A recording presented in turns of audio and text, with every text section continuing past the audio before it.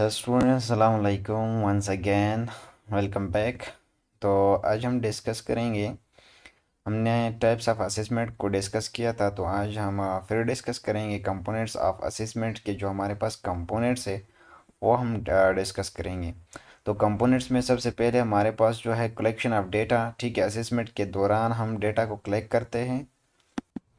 तो हम डेटा को कलेक्ट करते हैं सबसे पहले। ठीक है, तो फिर डेटा के टाइप से वो मैं आपको समझा दूंगा। ठीक है, फिर उसको क्लिक करने के बाद हम उसको ऑर्गेनाइज करते हैं, मतलब एक सीक्वेंस में हम उसको अरेंज करते हैं। ठीक है, सीक्वेंस में हम अरेंज करते हैं। मिसाल के तौर पर आपने वाइटल साइंस लिया हुआ है। ठीक है, वाइटल साइंस लिया और साथ में जो दूसरी हिस्ट्री है वो आपने टेकिंग की है। ठीक है, तो आप उसको एक सीक्वेंस देंगे। सीक्वेंस देने के बाद आप उसको वैलिडेट करेंगे। वैलिडेट का मतलब ये है कि आप दोबारा चेक करोगे कि आपका डेटा, जो आपने डेटा कलेक्शन किया था फिर आपने उसको ऑर्गेनाइज किया था, क्या वो डेटा आपके पास करेक्ट है या नहीं है। वैलिडेशन का मतलब है to check the double time. आप जो डबल टाइम चेक करते हो, ठीक है, उसको हम वैलिडेट कहते हैं। कंफर्म करते हो कि मैंने जो डेटा कलेक्शंस की है, ठीक है, जो डेटा कलेक्शन मैंने की है आ, वो मेरे पास ठीक है या नहीं है। रंग उसमें कोई मैंने डेटा पुट तो नहीं किया हुआ है। ठीक है, तो उसको कंफर्म करने के लिए हम क्या करते हैं, दोबारा वैलिडेट करते हैं। और वैलिडेट करने के बाद अगर आपने कंफर्म किया कि हाँ, डबल चेक करने के बाद कि मेरा डेटा जो है वो करेक्ट है, ठीक है, उसके बाद आप उसको क्या करोगे, डॉक्यूमेंट करोगे।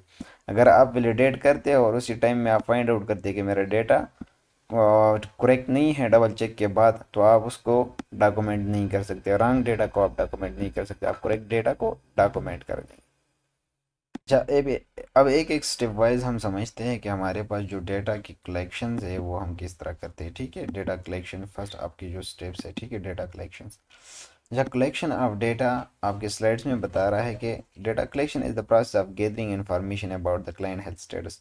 यानी कि आपके पास जो क्लाइंट आया है, मरीज़ आया हुआ है, ठीक है, उससे आप उसके हेल्थ के बारे में क्या करते हैं, इंफॉर्मेशन कलेक्ट करते हैं कि भाई आपको क्या मसला है, आप किस प्रॉब्लम से हॉस्पिटल आए हैं, क्या तकलीफ़ थी आप हॉस्पिटल में आए, क्या इश्यूज थे आपके हेल्थ रिलेटेड, क्या आप यहाँ पे आए। ठीक है, उसी के मुताबिक जो इशू आपको बताएगा, उसके मुताबिक अपने हेल्थ के मुताबिक वो जो इशू आपको बताएगा उसी के मुताबिक आप उससे डेटा कलेक्ट करोगे, तो उसको हम कलेक्शन ऑफ डेटा कहते हैं। It include the health history, यानी कि ये आप जो डेटा कलेक्शन करते हैं ये उसकी हेल्थ हिस्ट्री पे होगा। ठीक है, कि उसकी हेल्थ में क्या प्रॉब्लम्स है जो उसको हॉस्पिटल लाने पे उसको मजबूर किया है कि वो हॉस्पिटल का रुजू करे।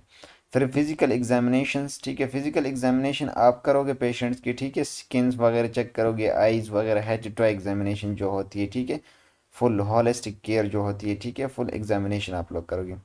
रिजल्ट, उसके अलावा आप उसके रिजल्ट देखो लेबॉर्ट्री के। ठीक है, पहले मतलब वो चेकअप के लिए आया था, नहीं आया था, या कहीं गया था, अगर तो गया है क्या, उसने उस टाइम जहाँ जाके उसने इन्वेस्टिगेशन किए हैं या नहीं किए। ठीक है, डायग्नोस्टिक टेस्टेड मतलब जो उसने टेस्टेड किए हैं। ठीक है, मिसाल के तौर पर अगर उसको फेवर था तो पहले वो किसी डॉक्टर के पास गया था, उसने उसको सीबीसी किया हुआ था। ठीक है, सीबीसी किया हुआ था।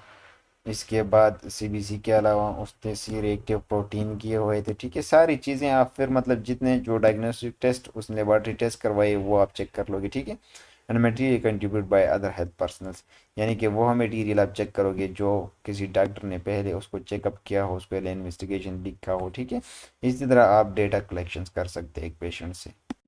या फिर हमारे पास टाइप्स ऑफ डेटा आ जाता है कि हमारे पास डेटा की टाइप्स कौन कौन सी है। ठीक है, उसी के मुताबिक आप फिर उससे डेटा कलेक्ट करोगे। यानी कि टाइप्स ऑफ डेटा की अगर हम बात करें, असेसमेंट के अंदर हम डेटा जब कलेक्ट करते हैं तो हमारे पास टाइप्स ऑफ डेटा के अंदर दो आ जाती है, एक सब्जेक्टिव डेटा आता है और एक ऑब्जेक्टिव डेटा आता है। ठीक है, ऑब्जेक्टिव डेटा को हम दूसरा नाम कोड डेटा भी कहते हैं। क्या कहते हैं, कोड डेटा कहते हैं। ठीक है, ऑब्जेक्टिव डेटा वो डेटा होता है कि जो पेशेंट आपको खुद बताता है, तो उसको हम ऑब्जेक्टिव डेटा कहते हैं। ठीक है, सब्जेक्टिव डेटा कहते हैं। अच्छा, also refer to a same symptoms और कोड कोड डेटा। ठीक है, यानी कि यह ऐसा डेटा है जो आपके पास सेन सिम्टम्स से भी आपको पता चल जाता है, इसको हम सेन सिम्टम्स भी कहते हैं। ठीक है, और कोड डेटा भी कह सकते हैं। And clear only the person affected can be described. ठीक है, यानी कि ये वो बंदा आपको बता सकता है जो क्या हो, जिसको जो मसला हो वही बंदा बता सकता है, ठीक है। यानी कि पेशेंट आपको जो डेटा देता है उसको हम सब्जेक्टिव डेटा कहते हैं या कोड डेटा कहते हैं या सिम्टम्स डेटा कहते हैं, ठीक है। ओनली बाई दैट पर्सन, सिर्फ वही पर्सन बताएगा। मिसाल के तौर पर इचिंग, ठीक है, पेन, ठीक है, feeling of worry are example of the subjective data. मतलब उसको डर होता है, वो डर फीलिंग करता है, उसको डर, हमेशा डर रहता है, एनजाइटी होती है, ठीक है। तो वो पेशेंट आपको बताएगा। एक ऑब्जर्वर ये सब्जेक्टिव डेटा कलेक्ट खुद नहीं कर सकता है बाय द ऑब्जर्वेशन, इसलिए हम इसको सब्जेक्टिव डेटा कहते हैं, ठीक है।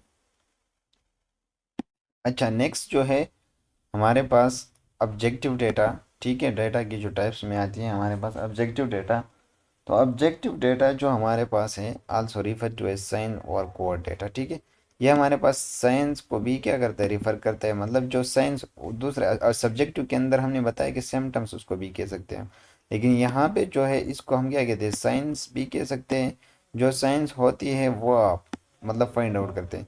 देखो, सिम्टम्स वो है कि जो पेशेंट के अंदर होते हैं वो आप फाइंड आउट नहीं कर सकते जब तक पेशेंट आपको ना बताए। और साइन वो है कि जो एक मेडिकल केयर गिवर जो है, ठीक है, मेडिकल प्रोफेशन जो है वो खुद फाइंड आउट करता है साइन पेशेंट के अंदर, ठीक है। अच्छा, तो पेशेंट सब्जेक्टिव डेटा के अंदर सिम्टम्स आप फाइंड आउट करते हैं, ठीक है। मतलब फाइंड, आप पेशेंट से पूछ के आप सिम्टम्स मालूम करते हैं, ठीक है। और ऑब्जेक्टिव के अंदर जो साइंस होती है, ठीक है, वो आप फाइंड आउट करते हैं। जो एक हेल्थ केयर गिवर होता है वो फाइंड आउट करता है खुद, और इसको हम ओवर डेटा भी कहते हैं, ठीक है। और डिटेक्टिबल बाय एन ऑब्जर्वर, ऑब्जर्वर कौन होता है, एक मेडिकल प्रोफेशनल होते हैं, वो करते हैं, डॉक्टर होते हैं या नर्सिस होते हैं, ठीक है। कैन बी मेजर्ड और tested against the an accepted standard, ठीक है। हम इनको मेयर भी कर सकते हैं और टेस्ट भी कर सकते हैं, ठीक है। मतलब जो आप फाइंड आउट फिजिकली नहीं कर सकते फिजिकल एग्जामिनेशन के थ्रू, तो आप उसके लिए लेबॉर्ट्री टेस्ट वगैरह लिखते हैं, उसी के थ्रू आप जो है वो क्या करते हैं, फाइंड आउट करते हैं objective data. They can be seen, heard, field, ठीक है। इनको हम देख भी सकते हैं, ठीक है, हियर्ड भी कर सकते हैं, फील्ड भी कर सकते हैं। यानी कि जो पल्स है आप उसको फील करके फाइंड आउट करते हैं, ठीक है। इस तरह आपके पास चेस्ट जो है, चेस्ट का प्रॉब्लम जो साउंड है, अगर चेस्ट खराब है तो आप अस्कल्टेट करके फाइंड आउट कर सकते हैं, ठीक है। इसके अलावा ग्राफ पे आप देखते हो कि क्या क्या चेंजेस आ रही है, एस्टिमेट भी कर सकते हो, ठीक है। अच्छा, तो इन सारे उनको अप्लाई करने के बाद आप जो है क्या करते हो, फाइंड आउट कर सकते हो, ठीक है। For example discoloration of the skin, ठीक है। जिसको डिस्कलरेशन अगर आप स्किन हो गई तो आप देख सकते हो, देख के आप मालूम कर सकते हो। Blood pressure reading is objective, ठीक है। इनको आप रीड कर सके क्या कर सकते हैं, फाइंड आउट कर सकते हैं। तो ये हमारे पास ऑब्जेक्टिव डेटा के अंदर इन्वॉल्व होते हैं, ठीक है सारे। अच्छा, नेक्स्ट हमारे पास जो है सोर्स ऑफ डेटा आता है, ठीक है। मतलब आप डेटा कहाँ कहाँ से कलेक्ट कर सकते हैं, आपके पास सोर्सेज क्या होती है, ठीक है। तो सोर्स ऑफ डेटा में हमारे पास जो है हम कहते हैं कौन कौन सी सोर्स है जिसके थ्रू हम डेटा कलेक्ट कर सकते हैं। एक हमारे पास प्राइमरी सोर्स होती है और एक सेकेंडरी सोर्स होती है। प्राइमरी सोर्स में इस तरह होता है कि एक पेशेंट आपको खुद बताता है, अगर वो एडल्ट है, ठीक है, बातें कर सकता है, अनकॉन्शियस नहीं है, तो वो आपको खुद ही इन्फॉर्मेशन देगा। और वो इन्फॉर्मेशन जब आप कलेक्ट करते हो तो पेशेंट से डायरेक्टली, ठीक है, उसको हम प्राइमरी सोर्स कहते हैं। सेकेंडरी सोर्स ये होता है कि जब आप पेशेंट्स अनकॉन्शियस होता है या बच्चा होता है, ठीक है, वो बातें नहीं कर सकता है, तो उस टाइम में आप इनडायरेक्टली जो है सोर्स इस्तेमाल करते हैं इन्फॉर्मेशन को क्लिक करने के लिए। मतलब उसके जो क्लाइंट के या पेशेंट के जो हमारे पास क्या होते हैं, सेकेंडरी सोर्सेज होती है, मसलन फैमिली मेम्बर्स हो गए, ठीक है, हेल्थ प्रोफेशनल्स हो गए, ठीक है, हेल्थ प्रोफेशनल हो गए, रिकॉर्ड्स एंड रिपोर्ट हो गई, ठीक है। उसके लेबॉर्ट्री वगैरह आप देख के फिर उससे क्या करते हो, सारा डेटा जो कलेक्ट करते हैं उसको हम सेकेंडरी सोर्स कहते हैं। अब आपको एमसीक्यूज यहाँ से इस तरह आ सकता है, ठीक है, कि मतलब आपको देगा कि जो रिपोर्ट्स, लेबॉर्ट्री रिपोर्ट्स है, ठीक है, लेबॉर्ट्री रिपोर्ट्स हो गए और डायग्नोस्टिक टेस्ट जो हो गए, ठीक है, वो कौन से सोर्स ऑफ डेटा में आते हैं। तो आप लोग ऑप्शन जो है क्लिक करेंगे सेकेंडरी। ओनली पेशेंट जो है, सिर्फ जब पेशेंट आपको डेटा देता है, अपनी हिस्ट्री बताता है, ठीक है, तो उसको हम प्राइमरी सोर्स कहते हैं। अदर देन दैट्स ऑल हमारे पास जो इन्वॉल्व होते हैं वो हमारे पास सेकेंडरी में। अच्छा, अभी ऑर्गेनाइजेशन ऑफ डेटा, ठीक है। असेसमेंट के अंदर डेटा को कलेक्ट करने के बाद अब इस डेटा को हम ऑर्गेनाइज करना चाहते हैं, ठीक है, ऑर्गेनाइज करते हैं। डेटा कलेक्शन तो हमने कर दिया, अब इसको हम ऑर्गेनाइज करते हैं, ठीक है। ऑर्गेनाइजेशंस का मतलब ये है कि एक स्टाफ नर्स या एक नर्स जो है वो क्या करता है, डेटा कलेक्शन करने के बाद उसको एक सही फॉर्मेट में लेके आ जाता है, ठीक है। और उसको सिस्टमेटिकली क्या करता है, अरेंज करता है, स्टेप वाइज अरेंज करता है, ठीक है। तो इसको हम नर्सिंग हेल्थ हिस्ट्री कहते हैं या नर्सिंग असेसमेंट फॉर्म भी कहते हैं, ठीक है। तो ये आपके पास ऑर्गेनाइजेशन ऑफ डेटा आ जाता है। अच्छा, उसके बाद आपके पास वैलिडेट, वैलिडेट द डेटा।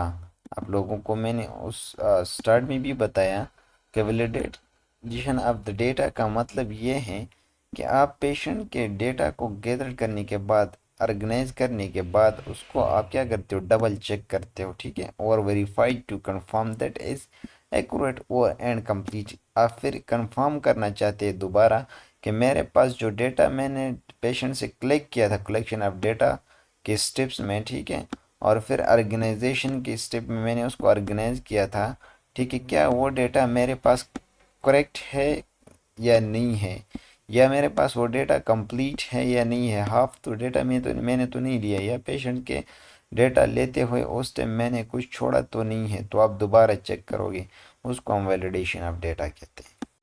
अच्छा, डॉक्यूमेंटेशन ऑफ डेटा जो है ये हमारे पास, इसको हम कहते हैं कि हमारे पास ये कंप्लीट असेसमेंट फेस है। कंप्लीट असेसमेंट फेस का मतलब ये है कि ये हमारे पास, इसके अंदर हमारे पास हमारी जो असेसमेंट का जो फेस है वो क्या हो जाता है, कंप्लीट हो जाता है, ठीक है, कंप्लीट हो जाता है। यानी कि to complete the assessment phase, assessment phase को कंप्लीट करने के लिए हम डॉक्यूमेंट्स को क्या करेंगे, जो डेटा होता है उसको हम डॉक्यूमेंट्स करेंगे, अपने फाइल के अंदर डॉक्यूमेंट्स कर देंगे, ठीक है। ताकि हमने जितने भी असेसमेंट के अंदर जो डेटा कलेक्शन किया था, चाहे वो सब्जेक्टिव था या ऑब्जेक्टिव था, ठीक है, हमारे पास जितना हमने कलेक्ट किया था, उसके बाद हमने उसको ऑर्गेनाइज किया था, ऑर्गेनाइज करने के बाद हम उसने हमें उस हमने उसको वैलिडेट भी किया था।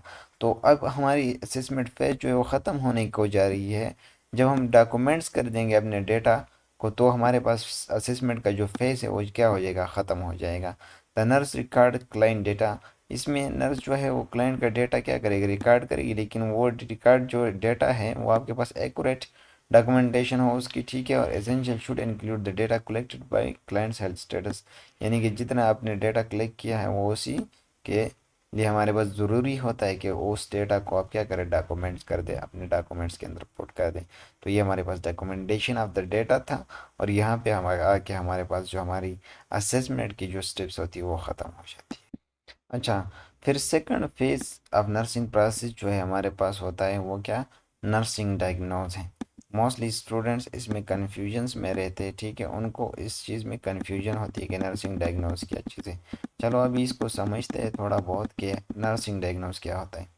Diagnose is the second phase of the nursing process. ये तो आप लोगों को पता है कि ये सेकंड फेज है हमारे पास नर्सिंग प्रोसेस का, ठीक है। इसके अंदर एक नर्स जो है वो अपनी क्रिटिकल थिंकिंग यूज़ करके, देखो, use critical thinking skill to interpret, यानी कि अपने जो क्रिटिकल स्किल्स है, थिंकिंग के जो स्किल्स है उसको इस्तेमाल करके वो पेशेंट के डेटा को क्या करती है, असेस करती है, और पेशेंट का जो एक्चुअल प्रॉब्लम होता है, ठीक है, असल जो प्रॉब्लम होता है उसको आइडेंटिफाई करती है, तो उसको हम नर्सिंग डायग्नोस कहते हैं, ठीक है।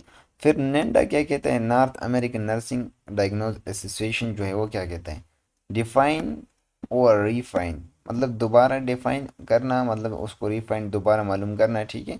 नर्सिंग डायग्नोज जो होता है, ठीक है, वो किस तरह के है।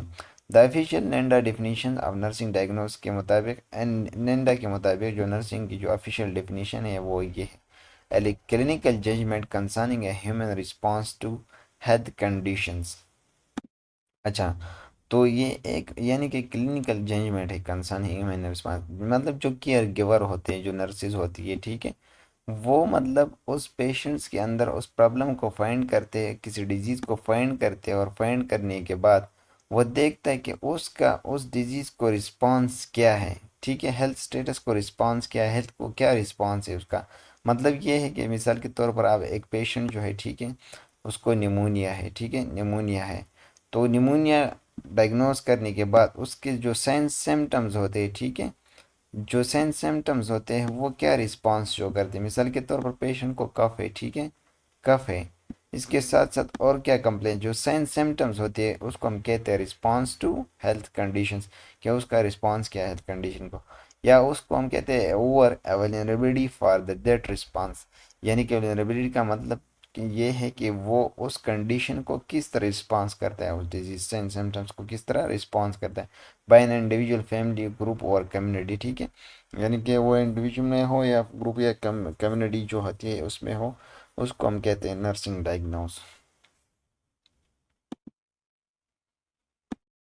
भाई देखो, डायग्नोज जो है हम डायग्नोज के थ्रू हम क्या करते हैं, ठीक है, डायग्नोज टू एनालाइज डेटा। जो डेटा आपने एनालाइज किया है, मालूम किया है, उसको आप क्या करोगे, एनालाइज करोगे। ठीक है, उसके थ्रू आप डायग्नोज कर सकते हैं। आइडेंटिफाई हेल्थ प्रॉब्लम, जो हेल्थ प्रॉब्लम है पेशेंट को, ठीक है, उसको, और उसके रिस्क क्या है, मतलब किस चीज़ की वजह से उसमें फर्दर कॉम्प्लिकेशन आ सकते हैं। ठीक है, और उसके स्ट्रेंथ क्या है, स्ट्रेंथ मतलब आप किस तरह एक अगर पेशेंट को जो प्रॉब्लम है उसको आप कम कर दोगे। ठीक है, तो ये आपके पास नर्सिंग डायग्नोस के थ्रू ये चीज़ें आप क्या करते हो, फाइंड कर सका। फार्मूलेट डायग्नोस्टिक स्टेटमेंट, जो डायग्नोस्टिक स्टेटमेंट है उसको एक स्पेसिफिक मतलब स्पेसिफिक उसके अंदर एक स्टेटमेंट के अंदर उसको क्या कर दें, बन कर दे, एक ऐसी स्टेटमेंट दें कि जो आपके पास आपको शो करे कि ये मेरा क्या है, डायग्नोज है। अच्छा, अब आपके पास status of the nursing diagnosis, जो स्टेटस है नर्सिंग डायग्नोस का, ठीक है, स्टेटस का मतलब क्या है, आपने जो नर्सिंग डायग्नोस किया है वो किस तरह होना चाहिए, उसकी लुक जो है, उसका शेप जो है वो किस तरह होना चाहिए नेंडा के मुताबिक, और एक्चुअल जो आपका नर्सिंग डायग्नोस था वो किस तरह होना चाहिए। Status refers to actuality, actuality का मतलब ये है कि आपके पास आपका डेटा जो आपने जो नर्सिंग डायग्नोस बनाए हैं वो एक्चुअल होना चाहिए। ठीक है, पोटेंशियलिटी का मतलब ये है कि उसमें मतलब जो आप उसको पोटेंशिएट कर दे, ठीक है, जो रिस्क है, ठीक है, जो प्रॉब्लम्स उसको है वो क्या कर दें, वो पोटेंशिएट कर दें। ऑफ द डायग्नोज और द कैटेगराइजेशन, ठीक है, यानी कि एक बात तो ये तो एक्चुअल होना चाहिए, दूसरी बात वो उसमें पोटेंशियलिटी होनी चाहिए, तीसरी बात ये कि मतलब आपने जो डायग्नोज किया है, क्या वो डायग्नोज, आपने जो डायग्नोज किया है क्या वो डायग्नोज मतलब किसी टाइप्स ऑफ डायग्नोज है, उसके कोई कुछ कैटेगरीज है उनसे वो रिलेट करता है या नहीं करता है। अगर रिलेट करता है तो आपका नर्सिंग डायग्नोस ठीक है, एक बात। अगर एक्चुअलिटी है आपके नर्सिंग डायग्नोज में तो ठीक है, पोटेंशियलिटी है तो नर्सिंग डायग्नोज में तो ठीक है। अगर इन तीनों में से एक भी चीज़ मैच नहीं करती आपकी नर्सिंग डायग्नोज से तो इट्स मीन दैट कि आपका नर्सिंग डायग्नोज ठीक नहीं है। The kind of nursing diagnose according to status are, actual होना चाहिए, ठीक है, हेल्थ प्रोमोशन होनी चाहिए जिसके थ्रू आप हेल्थ प्रोमोशन डायग्नोज करने के बाद आप हेल्थ प्रोमोट कर सकें, रिस्क जो है उसके उसमें हम मौजूद होने चाहिए, ठीक है, वेलनेस रिलेटेड, ठीक है, एंड पॉसिबल नर्सिंग डायग्नोज, ठीक है, एंड सिंड्रोम नर्सिंग डायग्नोज। ये जो आपके पास देखो जितने भी हैं ये आपके पास टाइप्स ऑफ नर्सिंग डायग्नोज या category of the nursing diagnose में आते हैं। ठीक है, अब देखो आपने जो ऊपर नर्सिंग डायग्नोज बनाए हैं तो स्टेटस में कह रहा है कि एक्चुअलिटी होनी चाहिए, ठीक है, अच्छा, पोटेंशियलिटी होनी चाहिए इसमें, इनमें से एक्चुअल डायग्नोज बनाते हैं या हेल्थ प्रमोशन वाला डायग्नोज बनाते हैं या रिस्क वाला बनाते हैं या वेलनेस वाला बनाते हो या पॉसिबल नर्सिंग डायग्नोज है, ठीक है, या सिंड्रोम है, मतलब जो आपने बनाया है उसमें एक्चुअलिटी और पोटेंशियलिटी होनी चाहिए। और दूसरी बात वो इसी किसी न किसी कैटेगरी के साथ उसका बिलोंग होना ज़रूरी है, जितने भी कैटेगरीज हैं। अगर इन तीन स्टेप्स में, इन तीन पॉइंट्स में एक भी ना हो तो आपका नर्सिंग डायग्नोज नहीं होता है। ठीक है।